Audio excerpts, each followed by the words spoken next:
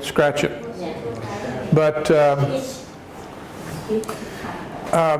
you could say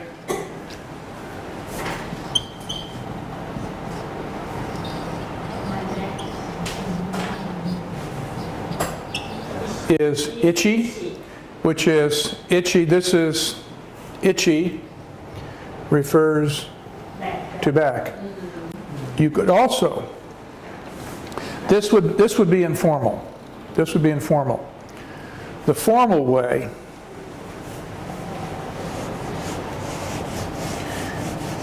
is to use a gerund. You remember 2 weeks ago we talked about gerunds?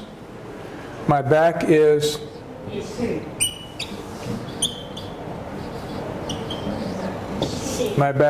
itching. That would be the formal way. A formal way. And itching is a gerund. It's where we take a verb, add ing, and it becomes a noun. So this is confusing because we have itch, I-T-C-H, is a noun. I have an itch. Okay? It can also be a verb.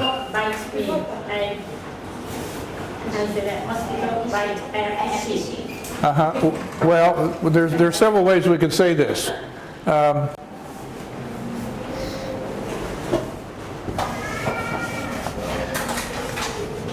My back is itching is one way.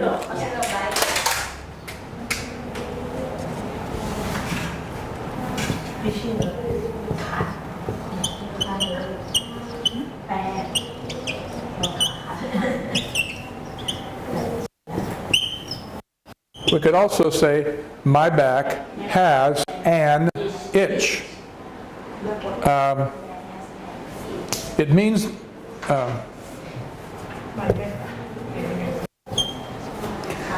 the same thing. It means the same thing. This is a noun. This is a gerund used as a noun. We could also say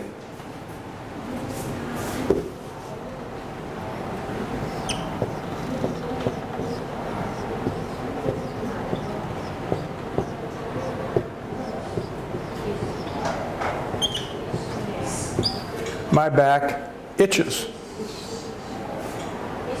We could turn it into a verb. Or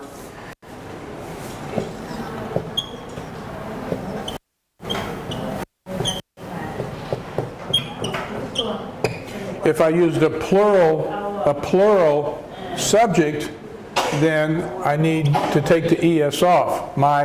If all of us had an itch on our back, we could say our backs itch. So we'd need 12 back scratchers.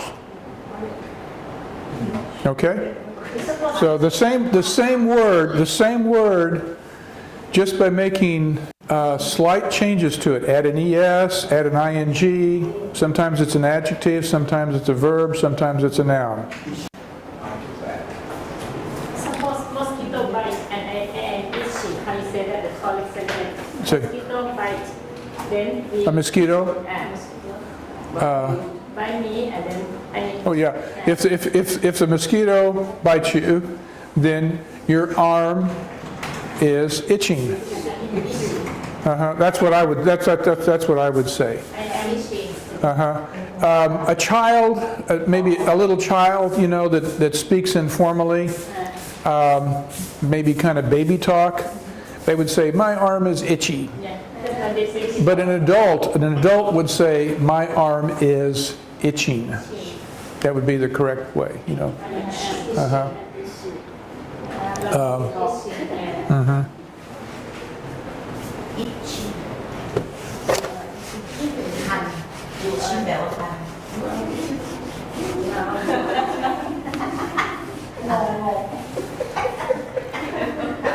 Okay, so now we know.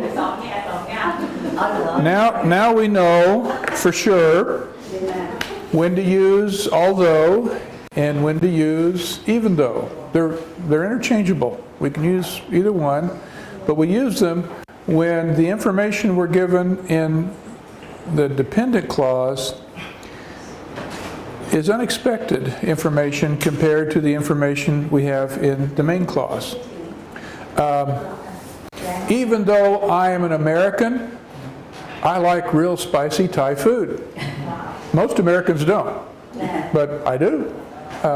So you would not expect me to.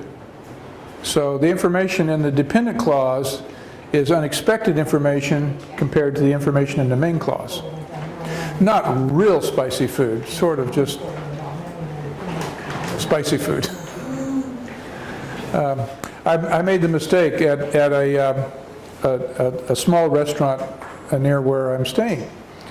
And the lady that runs the restaurant asked me if I like spicy food. I said yes. So it was very spicy.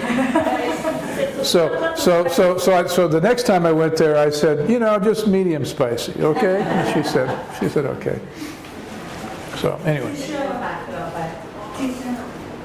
Usually we use although and even though about the condition, something have condition and it's a negative. Yeah, it is. It's what we learn in the one clause is different from what we learn in the next clause. Yeah, not necessarily negative, but different. Different. Please give me I think it is. Another example? For example, is a negative. We could use it as a negative.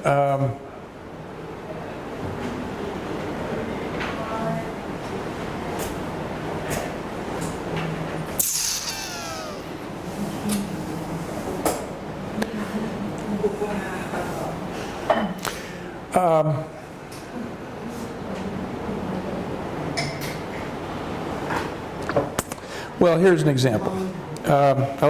Here's background information. My brother is a retired airline pilot. Okay, flew for United Airlines. So in his retirement, one of his retirement benefits is he can fly free, you know, to different places. And also his wife, his spouse can. But she doesn't like to fly. So my brother is able to use her pass to give to me. So when I flew from Indiana, where I lived, I flew from Chicago. I flew from Chicago to Hong Kong for zero money, free. Now I could only do that if there was an empty seat, you know. So I showed up, and I wanted to get on the airplane, and they said, "I'm sorry, you know, all the tickets are sold." So I had to wait another day until there was an empty seat. So they let me, you know. So I flew to Hong Kong. So when I came to Bangkok, I just had to pay for my flight on AirAsia from Hong Kong to Bangkok. So really a good deal, you know, really a good deal. I get to fly a lot of places that way. So here's my example. Although it's expensive to fly from Chicago to Hong Kong, I spent no money. See, negative. Although it's expensive, my ticket was free. Negative. Do you see how we use although or even though? I could also say even though. Even though it's expensive to fly from Chicago to Hong Kong, my fare, my ticket was free. So, positive, negative. Have a condition. It means have a condition, although it's negative, but the result is positive. Right, yeah. Or the information, the examples I used earlier, the information that you get in the dependent clause is unexpected information. It's different information than you would expect from having read the main clause. Okay? That's when we use although or even though. Now, there's another way we can express the same thought. We can say the same thing, but in a different way. And I'll show you how to do that. Although and even though, when we did the exercise, you got them all correct, so I'm going to move on to the next thing. So, we can substitute but or however. We can substitute but or however for although or even though. But notice here that there are some sentence structure changes. We have to change the way we word the sentence.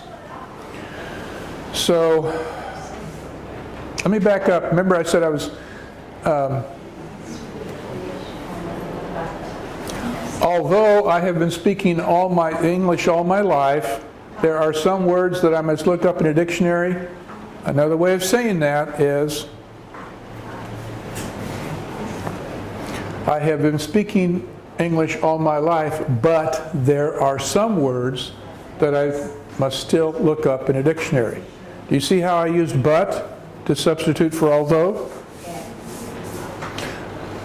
But when I did that, I had to change a few words in the sentence. I had to modify the sentence slightly to do that.